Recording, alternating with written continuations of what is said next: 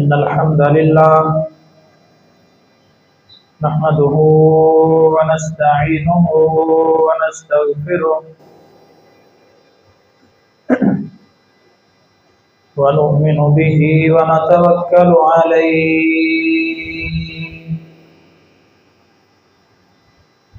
ونعوذ بالله من شرور أنفسنا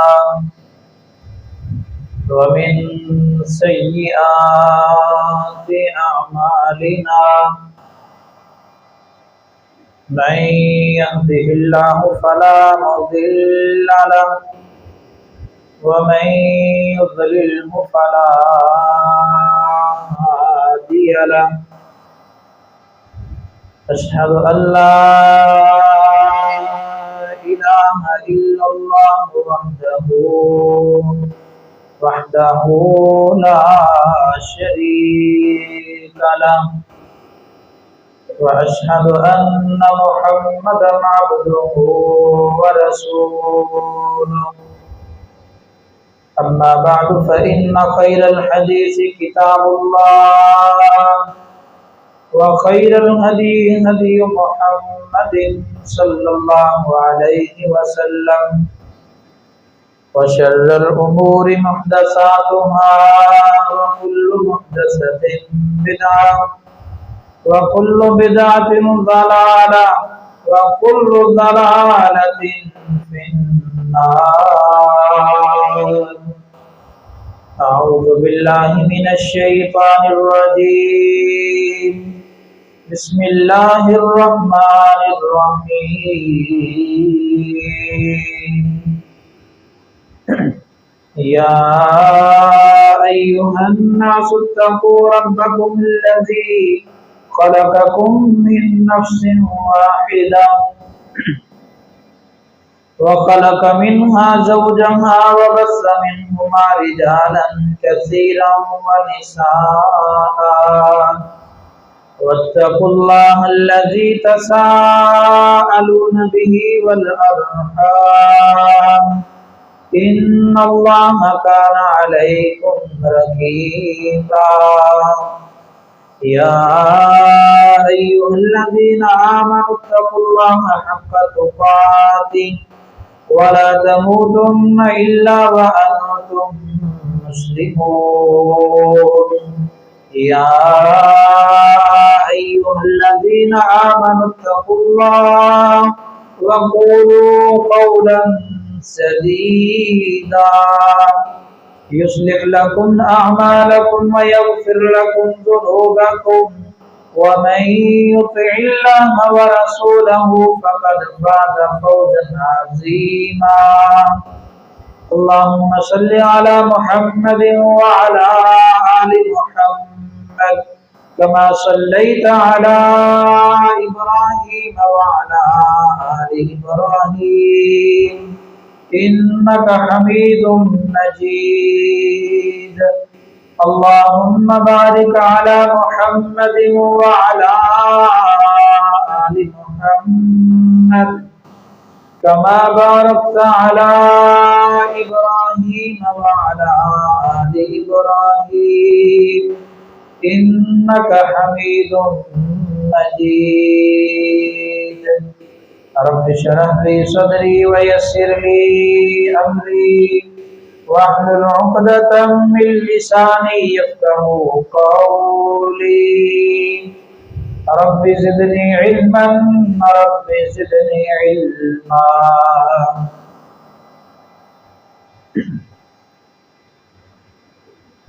تعریف ہر قسم کی اللہ وحدہ لا شریک کے لیے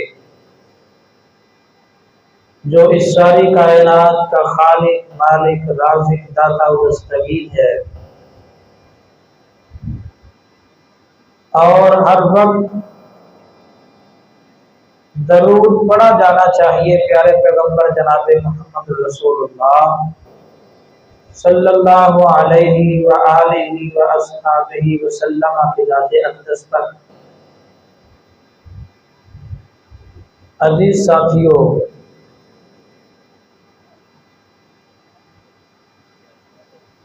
ہم جب بھی گفتگو کرتے ہیں، اگر ہماری گفتگو کسی وزیر کے متعلق ہے، وزیر اعظم کے متعلق ہے، تو ہم کیا کہتے ہیں کہ وزیر اعظم کو ایسا ہونا چاہیے، اس کو یہ کام کرنے چاہیے، اس کو یہ کام نہیں کرنے چاہیے۔ اگر ہم گفتگو کریں کسی امام کے متعلق تو ہم کہتے ہیں امام کو ایسے ہونا چاہیے، امام کے اندر یہ خوبیاں ہونی چاہیے، پھر وہ امام جو ہے وہ امامت کے فرائض کے قابل ہے۔ ٹیچر ہے تو اس میں یہ خوبیاں ہونی چاہیے، اگر ایک ذمہ دار ہے تو اس میں یہ خوبیاں ہوں گی تو وہ اپنے اس شعبے میں کامیاب ہوگا۔ گویا اس کائنات میں جتنے بھی شعبے ہیں، ہر شعبے کے متعلق ہماری یہی گفتگو ہوتی ہے کہ دکاندار ہے تو اس کو بھی ہر وقت دکان پہ بیٹھنا چاہیے، ناپ تول میں کمی نہیں کرنی چاہیے، اس کو جھوٹ نہیں بولنا چاہیے، اسے مناسب پراپر لینا چاہیے۔ یہ ساری چیزیں اس دنیا میں ہر شعبے سے متعلق ہماری یہی گفتگو ہوتی ہے۔ کاش ہمیں ایسی حکومت مل جائے جو عوام کے لیے فلاح و بہبود کے یہ کام کرے۔ گویا ہم آئیڈیا پیش کرتے ہیں کہ اگر یہ چیز اس طرح ہو جائے تو یہ انسانوں کے لیے، اس شہر کے، اس ملک کے باشندوں کے لیے بہترین چیز ہے۔ اگر حکومت آئے وہ پٹرول سستا کر دے ہمارے لیے اچھی چیز ہے نا، مہنگائی کو کم کر دے اچھی چیز ہے۔ ہم بھی یہی کہتے ہیں کہ ایسی حکومت آئے جو ان ساری چیزوں کو کنٹرول کر دے۔ اور ایک اور اندازہ بھی ہے، اندازہ نہیں، اللہ رب العزت نے یقین ہے کہ اپنے بندہ مسلمان کے متعلق بھی اللہ نے کچھ ایسے ہی کہا ہے کہ اگر میرا بندہ ایسے ایسے ہو جائے تو یہ کامیاب ہوگا۔ وہ چیزیں اللہ رب العزت نے قرآن مجید میں سورہ فرقان کے آخری رکوع میں بیان کی ہے۔ فرمایا وَعِبَادُ الرَّحْمَنِ الَّذِينَ يَمْشُونَ عَلَى الْأَرْضِ هَوْنًا، اگر میرا بندہ ایسا بن جائے کہ یہ اس دنیا میں زندگی گزارے عاجزی اور انکساری والی، اس کے دل میں تکبر نہ ہو، بڑا پن نہ رہے، غرور نہ رہے، اپنے آپ کو دوسروں سے اعلیٰ نہ سمجھے، عاجزی اور انکساری کی زندگی گزارے، تو اللہ کہتے ہیں یہ میرا بندہ بڑا ہی آئیڈیل ہے، یہ بڑی بہترین زندگی گزارنے والا ہے۔ جیسے ہم کہتے ہیں نا، ٹیچر ہے وہ بچوں سے پیار بھی کرے، وہ مارے نہ، وہ انہیں تہذیب سکھائے، وہ انہیں کتابوں کی بہت زیادہ مشق کروائے، وہ بہت زیادہ ٹائم دے، وہ اوور ٹائم میں ٹیوشن بھی پڑھائے۔ یہ اس طرح سے اگر ٹیچر محنت کرے گا تو بچے کامیاب ہوں گے۔ ایسے ہی اللہ کہتا ہے اگر میرے بندے اپنے آپ کو ان خوبیوں میں ڈھال لیں تو یہ بندے کامیاب ہوں گے۔ اللہ کہتا ہے میری ان کے ساتھ محبت ہو جائے گی، میری ان کے ساتھ قربت بڑھ جائے گی، اور جس کی اللہ کے ساتھ قربت بڑھ جاتی ہے اس سے بڑا کامیاب کون ہے؟ ہماری اس دنیا کی زندگی کا مقصد کیا ہے؟ نہ ہم نے پیسے بوریوں میں بھر کے لے کے جانے ہیں، نہ یہ جو زمینیں ہیں مال مویشی ہے یہ ہمارے ساتھ جانا ہے، یہ جو ہم نے کاروبار کے بڑے بڑے امپائر کھڑے کیے ہوئے ہیں نہ یہ ہمارے ساتھ جانے ہیں۔ ہماری زندگی کا مقصد کیا ہے؟ بس ایک ہی مقصد ہے، اللہ راضی ہو جائے، اللہ سے ہماری قربت بڑھ جائے، ہماری محبت اللہ سے ہو جائے، اس کے علاوہ ہماری زندگی کا کوئی مقصد؟ باقی جتنے کام ہم کرتے ہیں وہ ہماری ضرورت ہے، ضرورت سے بڑھ کے جو بھی ہم کرتے ہیں سارا فضول ہے۔ انسان کی ضرورت کیا؟ اسے چھت چاہیے، لباس چاہیے، کھانے کو چاہیے، علاج چاہیے، تعلیمی ضروریات چاہیے، بس جس کے پاس یہ سارا کچھ ہے وہ پھر بھی دنیا کے پیچھے بھاگ رہا ہے، اس کا مطلب کیا ہے؟ کہ وہ فضول چیزوں کے پیچھے بھاگ رہا ہے۔ ضروریات تک کو بھاگنا، ضروریات کو پورا کرنا، اپنے بچوں کی اچھی تربیت، اچھی پرورش، ان کا علاج، معالجے، تعلیم و تربیت کا بندوبست کرنا، یہ تو ہماری ذمہ داری ہے۔ جس کے پاس یہ ساری چیزیں ہیں وہ پھر بھی دنیا کے پیچھے بھاگتا ہے تو وہ فضول چیز کے پیچھے بھاگ رہا ہے۔ اس لیے یہ کوئی چیز ہمارا مقصد نہیں ہے، ہمارا مقصد صرف ہے اللہ کے ساتھ ہمارا تعلق مضبوط ہے۔ وہ کیسے ہوگا؟ اللہ نے خود بتلا دیا کہ میرا بندہ یمشون علی الارض ہونا، وہ دنیا میں زندگی ایسے گزارے عاجزی اور انکساری کے ساتھ۔ وَإِذَا خَاطَبَهُمُ الْجَاهِلُونَ قَالُوا سَلَامًا، اور ایسی گفتگو جس کا کوئی حاصل نہیں ہے۔ لغو گفتگو اسے کہا جاتا ہے جس کا کوئی حاصل نہیں ہوتا، ماں سوائے لڑائی جھگڑے کے، ماں سوائے دلوں کے اندر نفرت پیدا ہونے کے، اس کا کوئی مقصد نہیں ہے۔ اللہ فرماتے ہیں جو میرے بندے ہیں نا، جن کے دل میں میری محبت ہے، وہ لا حاصل گفتگو نہیں کرتے۔ وَإِذَا خَاطَبَهُمُ الْجَاهِلُونَ قَالُوا سَلَامًا، جب ایسی گفتگو ہو جس کا حاصل کچھ نہ ہو، وہ اس گفتگو کو چھوڑتے ہیں، سلام کرتے ہیں، چلے جاتے ہیں۔ ہم کامیاب بھی ہونا چاہتے ہیں اور سارا دن لا حاصل گفتگو بھی کرتے ہیں۔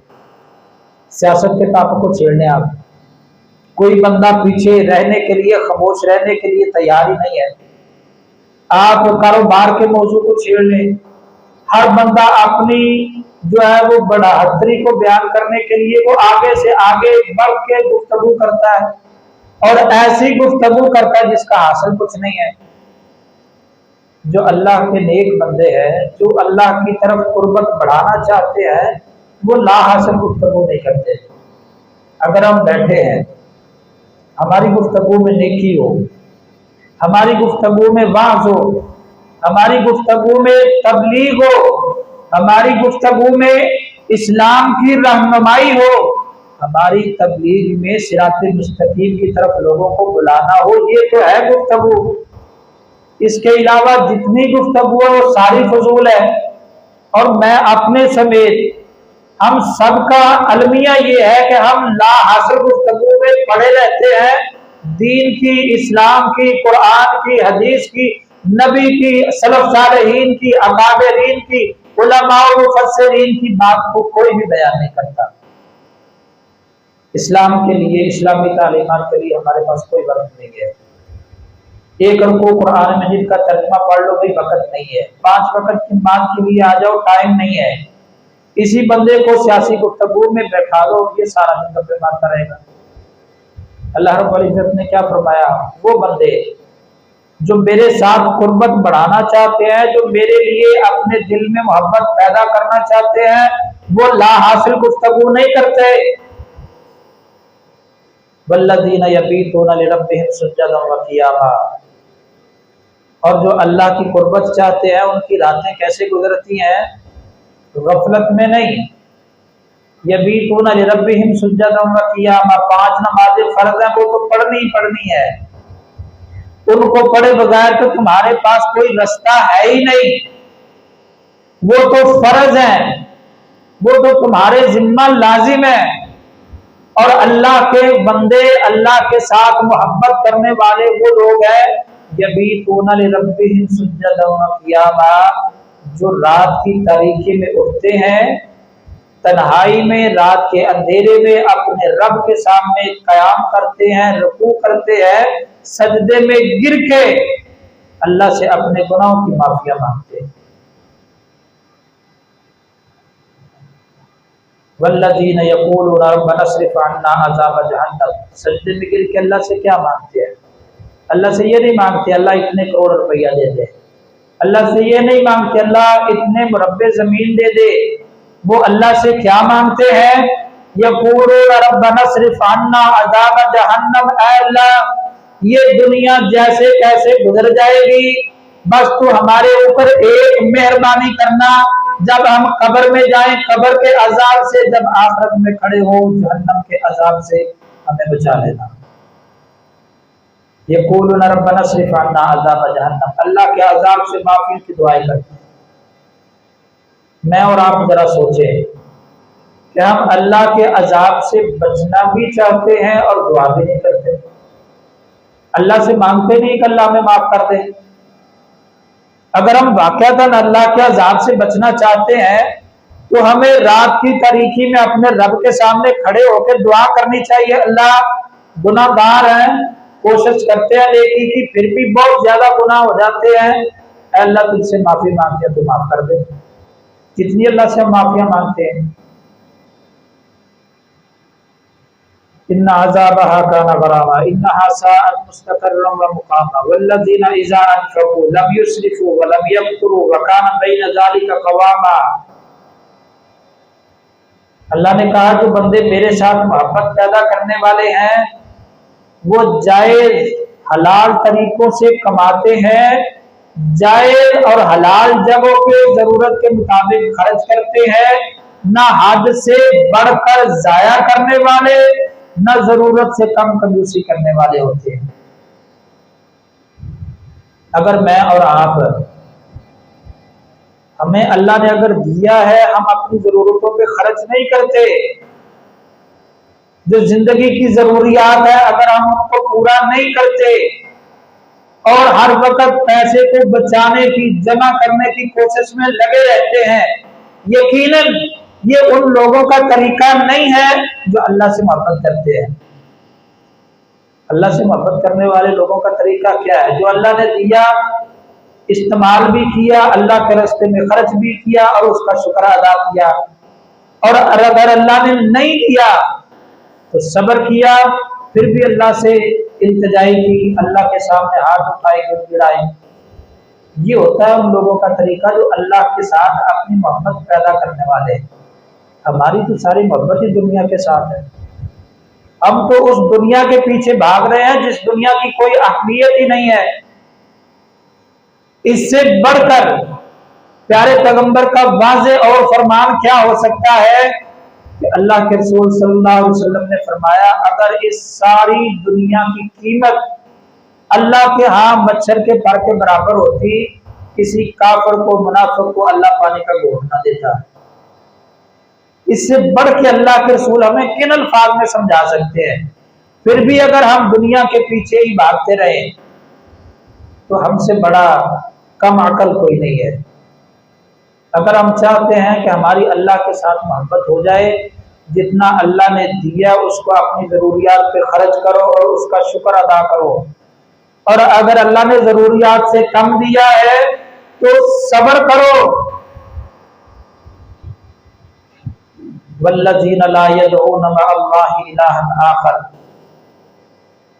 جو اللہ کے ساتھ محبت پیدا کرنے والے ہیں وہ اللہ کے سوا کسی کے سامنے جا کے گڑ گڑاتے نہیں ہیں۔ ہمارے ہاں تو کوئی بڑا آدمی آ جائے نا تو ہم للچائی ہوئی نظروں سے اس کے پیچھے پیچھے ہوتے ہیں، دل میں کیا خیال ہوتا ہے یہ بڑا پیسے والا ہے، یہ بڑے عہدے والا ہے، ہمیں کوئی فائدہ دے سکتا ہے۔ یہ کمزور عقیدے کی علامت ہے۔ والذین لا يدعون مع اللہ الہا آخر، وہ اللہ کے سوا کسی دوسرے کے سامنے گڑ گڑاتے نہیں، مانگتے نہیں، کسی کے پیچھے پیچھے دنیاوی فائدے کے لیے بھاگتے نہیں۔ اس کی وضاحت کیا ہے؟ پیارے پیغمبر جناب محمد رسول اللہ صلی اللہ علیہ وسلم سواری پہ تشریف فرما ہے، ننھا صحابی عبداللہ آپ کے پیچھے بیٹھے ہوئے ہیں اور آپ عبداللہ کے عقیدے کو مضبوط کر رہے ہیں۔ کن الفاظ کے ساتھ؟ ذرا ان الفاظ کو سنیے۔ فرمایا اے عبداللہ ایک بات کو اپنے دل میں بٹھا لے کہ اگر پوری کائنات مل کے تجھے نقصان دینا چاہے، اگر تیرے رب کو منظور نہیں ہے پوری کائنات مل کے تیرا ذرہ برابر بھی نقصان نہیں کر سکتی۔ اور دوسرے الفاظ کیا ہے کہ اے عبداللہ اگر یہ پوری کائنات مل کے تجھے ذرہ برابر فائدہ دینا چاہے، اگر اللہ تجھے فائدہ پہنچانے کا ارادہ نہیں رکھتا، پوری کائنات مل کے بھی تجھے ذرہ برابر فائدہ نہیں دے سکتی۔ یہ ہے وہ عقیدہ والذین لا یدعون مع اللہ الہا آخر۔ ادھر تو میں توحید کا دعویٰ کروں اور ادھر ہر چھوٹے موٹے کام کے لیے کبھی اس کے پیچھے بھاگوں، کبھی اس کے پیچھے بھاگوں، کبھی اس کی سفارش، کبھی اس کے لیے مطلب جتن کرتا رہوں، یہ ساری چیزیں عقیدہ توحید کے منافی ہیں۔ عقیدہ توحید کیا ہے؟ سچ کے ساتھ کھڑے ہو جاؤ، اگر تم سچے ہو سچ کے ساتھ کھڑے ہو جاؤ اور ڈٹ کے کھڑے ہو جاؤ، نتیجہ کیا نکلے گا؟ عرش والا رب سچ کے ساتھ ہے، وہ سچے بندے کو کبھی رسوا نہیں کرتا۔ یہ عقیدہ، یہ ہے توحید، یہ ہے اللہ کے ساتھ کسی اور کے سامنے نہ گر گرانا۔ یہ چیزیں ہمارے اندر سے ناپید ہو گئی اور ہمارا عقیدہ انتہائی کمزوری کو پہنچ چکا ہے۔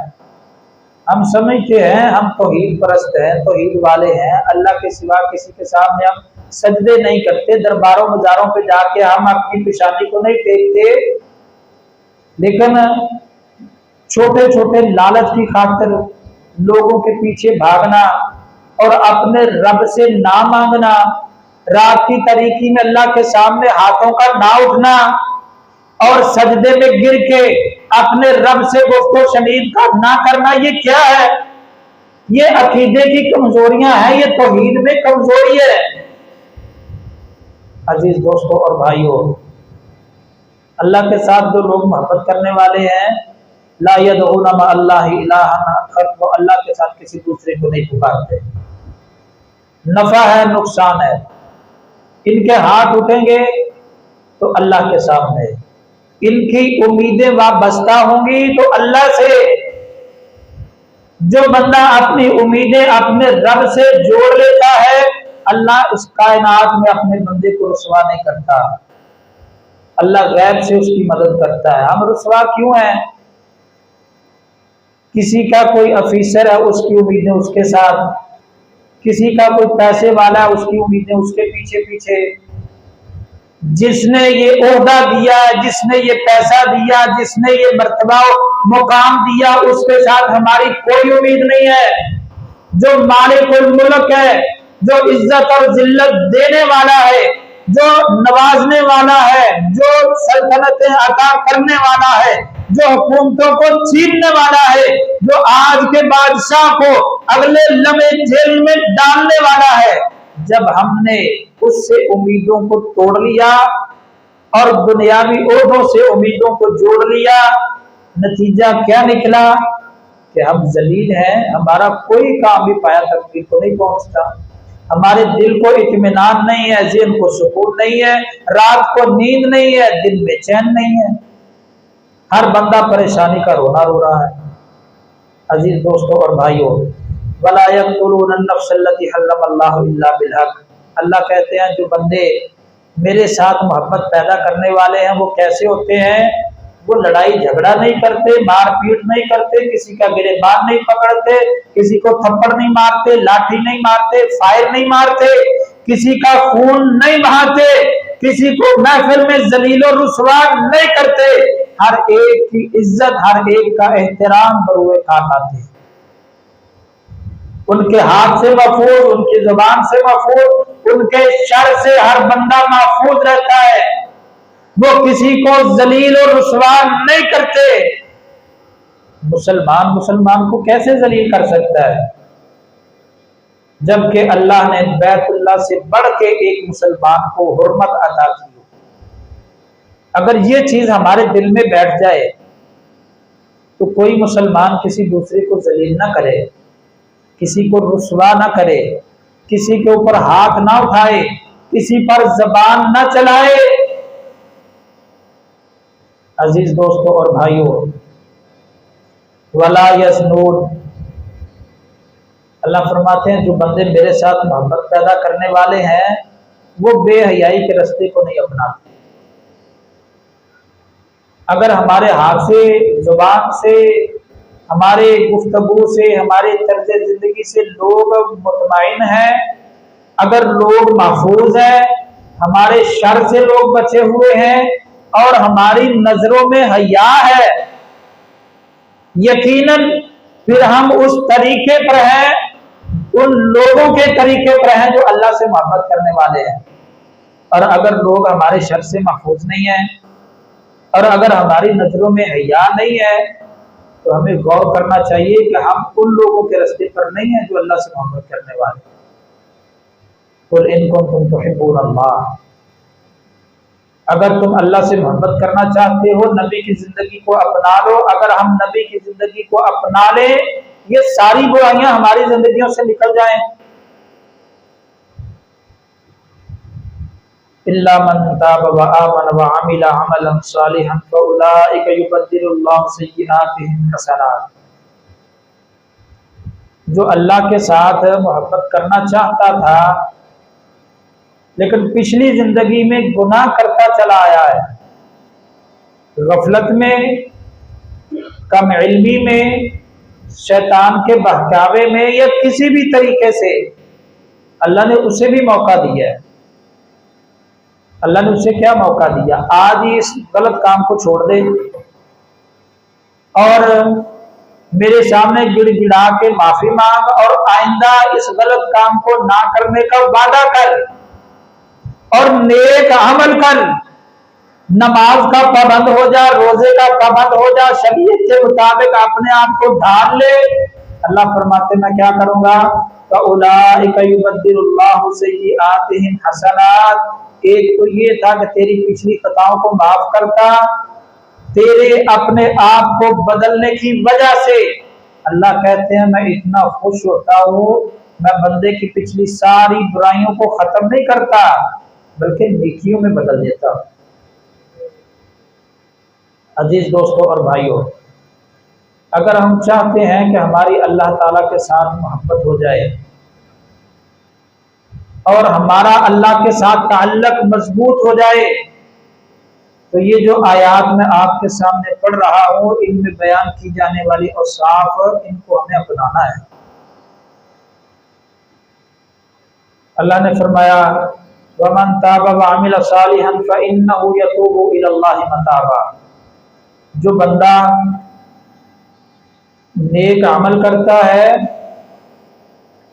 توبہ کرتا ہے، اس کی ساری امیدیں پھر اللہ سے وابستہ ہو جاتی ہیں۔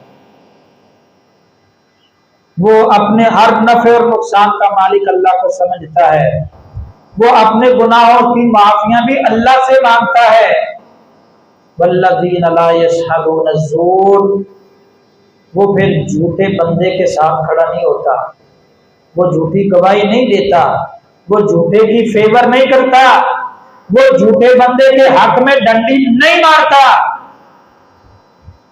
وہ اس کا بھائی ہو، باپ ہو، رشتہ دار ہو، قریبی دوست ہو، کاروبار میں پارٹنر ہو، اس کی وجہ سے اس کا اگرچہ لاکھوں کا کروڑوں کا نقصان ہو جائے یہ اس کو برداشت کر لے گا لیکن جھوٹے بندے کی فیور نہیں کرے گا، جھوٹ کا ساتھ نہیں دے گا۔ اگر میں اور آپ جھوٹ کا ساتھ دینے والے ہیں تو ہمارے دل میں اللہ کے ساتھ محبت پیدا کرنے کا جذبہ ہی نہیں ہے، پھر ہمارے یہ سارے دعوے خالی ہیں، ان دعووں کے پلڑے میں کچھ بھی نہیں ہے۔ عزیز دوستوں اور بھائیوں، اگر ہم چاہتے ہیں کہ ہمارے دل میں اللہ کے ساتھ اللہ کی محبت پیدا ہو جائے تو جھوٹ کو بولنا بھی چھوڑنا ہے، جھوٹے آدمی کے ساتھ کھڑے ہونا بھی چھوڑنا ہے اور جھوٹے آدمی کی ہمدردی کو بھی چھوڑنا ہے۔ آپ اس کی یہ تو ہمدردی کر سکتے ہیں کہ اسے سمجھائیں، لیکن یہ ہمدردی نہیں کر سکتے کہ اس کے جھوٹ میں اس کے ساتھی بن جائیں۔ والذین لا یشہدون الزور وَإِذَا مَرُّوا بِاللَّغْوِ مَرُّوا کِرَامًا۔ جو اللہ سے محبت بنانے والے ہیں وہ فضول محفلوں میں جا کے نہیں بیٹھتے۔ کیوں نہیں بیٹھتے؟ پیارے پیغمبر جناب محمد رسول اللہ صلی اللہ علیہ وسلم نے فرمایا محفل کا ایک رنگ ہوتا ہے، برے کی محفل میں جا کے بیٹھو گے برائی کا رنگ چڑھے گا، नेक लोगों की महफिल में बैठोगे, नेकी का रंग चढ़ेगा। तकवे वाले, परहेजगारी वाले, इल्म वाले, कुरान की तालीम वाले, नबी की हदीस का प्रचार करने वाले, मस्जिद में बैठ के 5 वक्त की अजान कहने वाले, तुम्हें रब की इबादत की तरफ बुलाने वाले, ऐसे लोगों के पास जाके बैठा करो। नेकी की खुशबू आएगी, तुम्हें नेकी की तालीमात मिलेगी, तुम्हें सिराते मुस्तकीम की तरफ बुलाया जाएगा। वइज़ा मर्रू बिल्लग़्वी मर्रू किरामा, और अगर तुम्हारा गुजर बुरी महफिल के पास हो, बुरी महफिल में बैठना नहीं है, बल्कि क्या करना है, तकरीम के साथ गुजर जाना है, छोड़ देना है ऐसी महफिल को। अगर बुरी महफिल में बैठना शुरू कर दोगे, बुरी महफिल का रंग चढ़ जाएगा। वइज़ा मर्रू बिल्लग़्वी मर्रू किरामा, बुरी महफिलों को छोड़ दो, बुरे लोगों के पास बैठना छोड़ दो, नेक लोगों की सोहबत में आ जाओ। हम क्या सोचते हैं, हम देखते हैं दुनियावी मेयार, ये गांव का वडेरा है, उसके डेरे पे हम जाके बैठते हैं, इसके पास सियासी महफिल होती है, हम उसके पास जाके बैठते हैं। हम सोचते हैं ये बंदा दुनिया के किसी ना किसी मोड़ पे मेरा कुछ फायदा कर सकता है, हम उसके पास जाके बैठते हैं। हम नेकी वाले, तकवे वाले के पास जाके इसलिए नहीं बैठते कि ये अक्सर गरीब होते हैं और हमारे जहन में दुनिया है, हम दुनिया के पीछे भागने वाले हैं, इसलिए हम नेक लोगों की महफिल को छोड़ गए। अजीज दोस्तों, नेक लोगों की महफिल को अपनाइए। वल्लज़ीना इज़ा ज़ुक्किरू बिआयाति रब्बिहिम लम यख़िर्रू अलैहा सुम्मन व उम्याना। अल्लाह फरमाते हैं मेरे बंदे कौन है, उनके सामने कुरान की आयत पढ़ी जाती है, नबी की हदीस पढ़ी जाती है, ये उसके ऊपर गौर व फिक्र करते हैं, गौर व फिक्र करने के बाद अमल करते हैं। हमारी तरह के मुसलमान नहीं है। खतीब ने अच्छी गुफ्तगू की, हमने जोर से सुभान अल्लाह कहा और असर खत्म। गुफ्तगू का कोई असर नहीं है, सिर्फ इतना असर है जोर से सुभान अल्लाह कह दिया। इस्लाम ऐसे मुसलमान को पसंद नहीं करता, अल्लाह ऐसे बंदे से मोहब्बत नहीं करता। अल्लाह कैसे बंदे से मोहब्बत करता है, इज़ा ज़ुक्किरू बिआयाति रब्बिहिम, जब रब की आयात इसके सामने पढ़ी जाती है, ये गौर व फिक्र करता है, समझता है कि मेरे रब का इन आयात में मेरे लिए पैगाम क्या है, अल्लाह ने मुझे क्या हुक्म दिया है, ये अल्लाह के हुक्म को समझता है और फिर अमल करता है। इससे अगली आयत में अल्लाह रब्बुल इज्जत ने फरमाया वल्लज़ीना यक़ूलूना रब्बना हब लना मिन अज़वाजिना व ज़ुर्रिय्यातिना क़ुर्रता अयुनिन वजअलना लिलमुत्तक़ीना इमामा। जिनके दिलों में अल्लाह की मोहब्बत होती है, वो अपने लिए और अपनी औलाद के लिए अल्लाह से क्या मांगते हैं, वजअलना लिलमुत्तक़ीना इमामा, ऐ अल्लाह हमें और हमारी औलाद को तकवे वालों, परहेजगारी वाले लोगों में सबसे अगली सफ का नमाजी बना दे। वो अल्लाह से दुनिया नहीं मांगते, वो अल्लाह से क्या मांगते हैं, ऐ अल्लाह हमें भी तकवे वाले लोगों का इमाम बना दे और हमारी औलाद को भी परहेजगार लोगों का इमाम बना दे। इमाम का मतलब क्या होता है, आगे चलने वाला, जो ईमान के तकवे के आला मयार पे फाइज लोग हैं, जो कल कयामत के दिन नबियों के साथ, शुहदा के साथ, सालेहीन के साथ खड़े होने वाले हैं। ये अल्लाह से दुआएं करते हैं, ऐ अल्लाह हमें ऐसे लोगों का साथी बना दे जो कल कयामत के दिन तेरे नबी की सफ में खड़े हो, जहां पे तेरे नबी खड़े हो वो उनके साथ खड़े हो। अल्लाह जहां पे शहीद खड़े होंगे वो उनके साथ खड़े। वो अल्लाह से ऐसी दुआएं मांगते हैं।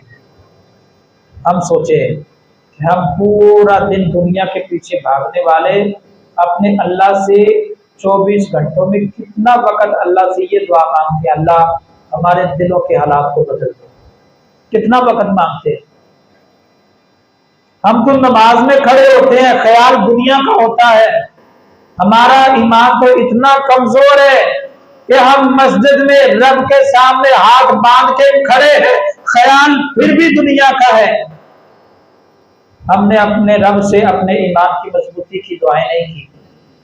جو اللہ سے ایمان کی مضبوطی کی دعائیں کرتے ہیں، اللہ فرماتے ہیں اولئک یجزون الغرفۃ بما صبروا، دنیا میں آنے والی مصیبتوں پہ صبر کرنے والے اور اپنے رب کے سامنے گر گرانے والے، رات کی تاریکیوں میں اللہ کے سامنے سجدے میں گر کے معافیاں مانگنے والے، کل قیامت کا دن ہوگا، میں اللہ انہیں جنت میں ایسے بلند و بالا محل عطا کر دوں گا کہ ہر دیکھنے والا ان کے مقام کو دیکھ کے رشک کرے گا۔ کس وجہ سے؟ بما صبر، دنیا میں صبر کیا ہے، دولت کے پیچھے، دنیا کے پیچھے اپنا وقت ضائع نہیں کیا۔ خالدین فیہا حسنت مستقرا و مقاما، دنیا میں اگر ہمیں کچھ ملتا ہے وہ عارضی ملتا ہے۔ ایک بندے نے بڑی محنت سے تعلیم حاصل کی، اسے ملازمت مل گئی، 60 سال میں اسے بھی ریٹائر کر دیا۔ اگر ہم نے کسی کے ہاں بڑی محنت مزدوری کی، وہ شام کے وقت دہاڑی مزدوری دیتا ہے، وہ 150 زیادہ دے دے گا بس، لیکن اللہ جو اجر دے گا خالدین فیہا، اللہ کہتے ہیں وہ ختم نہیں ہوگا۔ بس ایک دفعہ میری جنت میں پہنچنا تمہارا کام ہے، اور جنت میں تمہاری ہمیشہ ہمیش کے لیے مہمان نوازی کرنا، ہمیشہ ہمیش کے لیے کبھی نہ ختم ہونے والی زندگی عطا کر دینا، یہ میرا رب کا کام ہے۔ عزیز دوستوں اور بھائیوں، پیارے پیغمبر جناب محمد رسول اللہ صلی اللہ علیہ وسلم نے فرمایا ان اللہ اوحا الی ان تواضعوا، میرے اللہ نے مجھے وحی کی ہے، حکم دیا ہے۔ کیا حکم دیا؟ کہ میں عاجزی اور انکساری کے ساتھ رہوں، اور مجھے یہ بھی حکم دیا ہے کہ کائنات میں بسنے والا ہر بندہ عاجزی اور انکساری کے ساتھ رہے، حتیٰ کہ اس دنیا میں کوئی ایک انسان بھی تکبر کرنے والا نہ رہے۔ یہ اللہ نے اپنے نبی کو حکم دیا ہے، اور ہم کیا ہے؟ ہمارے دل تکبر سے بھرے ہوئے، غرور سے بھرے ہوئے ہیں، اناد سے بھرے ہوئے ہیں، بغض سے بھرے ہوئے ہیں، ایک ہی صف میں کھڑے ہیں، ایک ہی امام کے پیچھے ہیں، ایک ہی اللہ کے سامنے سجدہ ریز ہے، دل آپس میں پھر بھی نہیں ملتے۔ وجہ کیا ہے؟ ہم نے اپنے آپ کو بدلا ہی نہیں ہے، ہم نے اپنے آپ کو نبی کی سنت کے مطابق ڈھالا ہی نہیں ہے۔ جب ہم اپنے آپ کو نبی کی زندگی کے مطابق ڈھالیں گے نہیں، اللہ کی محبت دلوں میں پیدا نہیں ہوگی، اور جس کے دل میں اللہ کی محبت پیدا نہیں ہوگی اس کے دل سے بغض ختم نہیں ہوگا۔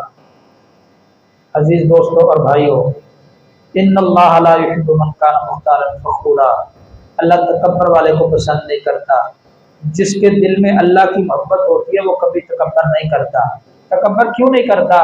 اس کی وجہ بھی اللہ نے قرآن مجید میں بیان کر دی ہے۔